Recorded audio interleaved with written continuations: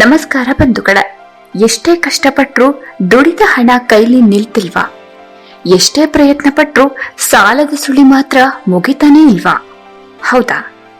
ನಾವು ಮಾಡೋ ಸಣ್ಣ ಪುಟ್ಟ ತಪ್ಪುಗಳು ನಮ್ಮ ಜೀವನದ ಆರ್ಥಿಕ ಪರಿಸ್ಥಿತಿ ಮೇಲೆ ಭಾರಿ ಪರಿಣಾಮ ಬೀರುತ್ತೆ ಅಂದ್ರೆ ನೀವು ನಂಬ್ತೀರಾ? ಎಸ್, ಹೌದು. ನಮ್ಮ ಹಿರಿಯರು ಬೇಗ ಏಳು, ವ್ಯರ್ಥ ಮಾಡಬೇಡಿ ಅಂತ ಯಾವಾಗ್ಲೂ ಹೇಳ್ತಾನೆ ಇರ್ತಾರೆ. ಇದು ಕೇವಲ ಶಿಸ್ತಿಗಾಗಿ ಅಲ್ಲ, ಅದರ ಹಿಂದೆ ದೊಡ್ಡ ವಾಸ್ತುಶಾಸ್ತ್ರವೇ ಅಡಗಿದೆ. ಇಂದಿನ ವಿಡಿಯೋದಲ್ಲಿ ನಾವು ಹಣದ ನಷ್ಟಕ್ಕೆ ಕಾರಣವಾಗುವ ಆ 5 ಭಯಾನಕ ವಾಸ್ತು ತಪ್ಪುಗಳ ಬಗ್ಗೆ ತಿಳಿಯೋಣ. ನೀವೇನಾದ್ರೂ ಲಕ್ಷ್ಮೀ ದೇವಿಯ ಕೃಪೆಗೆ ಪಾತ್ರರಾಗಬೇಕು ಅಂದ್ಕೊಂಡಿದ್ರೆ ಈ ವಿಡಿಯೋನ ಕೊನೆಯವರೆಗೂ ನೋಡಿ. ನಾವು ಮಾಡೋ ಮೊದಲ ತಪ್ಪು ಸೂರ್ಯೋದಯದ ನಂತರದ ನಿದ್ರೆ. ಮೊದಲನೆಯದಾಗಿ, ಸೂರ್ಯೋದಯದ ನಂತರವೂ ಹಾಸಿಗೆ ಮೇಲೆ ಮಲಗೋದು ಶಾಸ್ತ್ರಗಳ ಪ್ರಕಾರ ಸೂರ್ಯೋದಯದ ಸಮಯ ದೇವತೆಗಳ ಸಂಚಾರದ ಸಮಯ. ಸೂರ್ಯ ಹುಟ್ಟಿದ ಮೇಲೂ ನಿದ್ರಿಸುವವರ ಮನೆಯಲ್ಲಿ ನಕಾರಾತ್ಮಕ ಶಕ್ತಿ ಹೆಚ್ಚಾಗಿರುತ್ತೆ.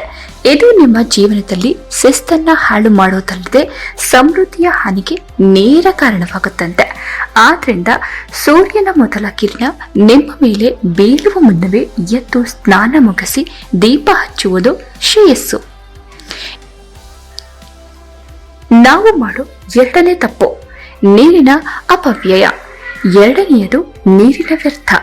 ವಾಸ್ತುಶಾಸ್ತ್ರದ ಪ್ರಕಾರ ನೀರು ಅಂದ್ರೆ ಸಂಪತ್ತು. ನಿಮ್ಮ ಮನೆಯ ನಲ್ಲಿಗಳಿಂದ ನೀರು ತೊಟ್ಟಿಕೊತ್ತಿದ್ರೆ ಅಥವಾ ನೀವು ಅತಿಯಾಗಿ ನೀರನ್ನ ವ್ಯರ್ಥ ಮಾಡ್ತಿದ್ರೆ ನಿಮ್ಮ ಮನೆಯಲ್ಲಿರುವ ಸಂಪತ್ತು ಕೂಡ ಅದೇ ರೀತಿ ಹರಿದು ಹೋಗುತ್ತೆ ಅಂತ ಅರ್ಥ. ಸೋಲುತ್ತಿರುವ ನಲ್ಲಿಗಳನ್ನ ತಕ್ಷಣ ಸರಿಪಡಿಸಿ, ಇಲ್ದಿದ್ರೆ ಆರ್ಥಿಕ ಬಿಕ್ಕಟ್ಟು ನಿಮ್ಮನ್ನ ಕಾಡೋದು ಗ್ಯಾರಂಟಿ. ನಾವು ಮಾಡೋ ಮೂರನೇ ತಪ್ಪು ಮನೆಯ ಅಶುಚಿತ್ವ ಮತ್ತು ಜೇಡರ ಬಲೆ.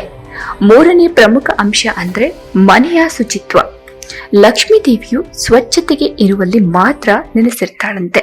ಎಲ್ಲಿ ಧೂಳು, ಕಸ ಮತ್ತು ಜೇಡರ ಬಲೆಗಳು ಇರುತ್ತವೆಯೋ ಅಲ್ಲಿ ದಾರಿದ್ರ್ಯ ಲಕ್ಷ್ಮಿ ಬಂದು ಸೇರ್ತಾಳೆ. ವಿಶೇಷವಾಗಿ ತುಕ್ಕು ಹಿಡಿದ ಹಳೆಯ ವಸ್ತುಗಳನ್ನ ಮನೆಯಲ್ಲಿ ಇಟ್ಕೊಳ್ಬೇಡಿ. ಅವು ನಕಾರಾತ್ಮಕ ಶಕ್ತಿಯ ಕೇಂದ್ರಗಳಾಗಿರ್ತವೆ. ನಿಮ್ಮ ಮನೆಯ ಮೂಲೆ ಮೂಲೆಗಳು ಬೆಳಗುತ್ತಿದ್ರೆ ಮಾತ್ರ ಹಣದ ಹರಿವು ಸುಗಮವಾಗಿರುತ್ತೆ. ಇನ್ನು ನಾವು ಮಾಡೋ ನಾಲ್ಕನೆಯ ತಪ್ಪು ಪೊರಕೆ ಇಡುವ ವಿಧಾನ. ನಾಲ್ಕನೇದು, ನಾವು ದಿನ ಬಳಸೋ ಪೊರಕೆ. ಪೊರಕೆಯನ್ನ ಲಕ್ಷ್ಮಿಯ ರೂಪ ಅಂತ ಪೂಜಿಸಲಾಗತ್ತೆ.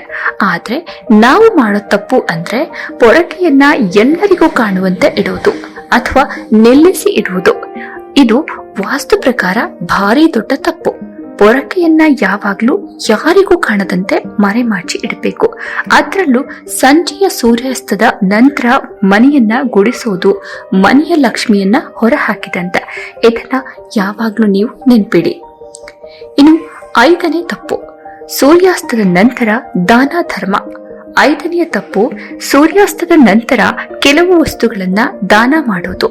ಸಂಜೆ ಹೊತ್ತಲ್ಲಿ ಹಾಲು, ಮೊಸರು ಅಥವಾ ಹಣವನ್ನ ಬೇರೆಯವರಿಗೆ ನೀಡಬಾರ್ದಂತೆ.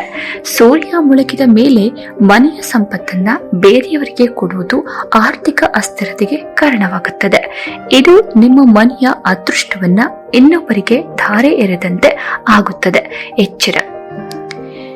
ಇದಲ್ಲದೆ ಮನೆಯಲ್ಲಿ ಪಾರಿವಾಳದ ಗೂಡು ಇರದಂತೆ ನೋಡ್ಕೊಳ್ಳಿ. ಅದು ಬಡತನಕ್ಕೆ ದಾರಿಯಾಗತ್ತೆ. ಹಾಗೆಯೇ ಮನೆಯ ಒಳಗೆ ಮುಳ್ಳಿನ ಗಿಡಗಳನ್ನ ಬೆಳೆಸಬೇಡಿ. ಇವು ಆರ್ಥಿಕ ಪ್ರಗತಿಗೆ ಮುಳುವಾಗುತ್ತೆ. ನೋಡಿದ್ರಲ್ಲ ಸ್ನೇಹಿತರೆ, ನಮ್ಗೆ ಸಣ್ಣದು ಅಂತ ಅನ್ನಿಸುವ ಈ ಅಭ್ಯಾಸಗಳೇ ನಮ್ಮ ಜೀವನದ ದಿಕ್ಕನ್ನ ಬದಲಿಸ್ತವೆ. ಈ ವಾಸ್ತು ನಿಯಮಗಳನ್ನ ಪಾಲಿಸಿ ಲಕ್ಷ್ಮೀ ದೇವಿಯ ಕೃಪೆಗೆ ಪಾತ್ರರಾಗಿ. ಈ ಮಾಹಿತಿ ನಿಮಗೆ ಇಷ್ಟವಾಗಿದ್ರೆ ತಪ್ಪದೆ ಲೈಕ್ ಮಾಡಿ ಮತ್ತು ನಿಮ್ಮ ಆತ್ಮೀಯರಿಗೂ ಶೇರ್ ಮಾಡಿ. ಇಂತಹ ಮತ್ತಷ್ಟು ಆಧ್ಯಾತ್ಮಿಕ ವಿಷಯಗಳಿಗಾಗಿ ನಮ್ಮ ಚಾನೆಲ್ನ ಸಬ್ಸ್ಕ್ರೈಬ್ ಮಾಡೋದನ್ನ ಮರಿಲೇಬೇಡಿ. ಜೈ ಶ್ರೀ ಲಕ್ಷ್ಮೀನಾರಾಯಣ.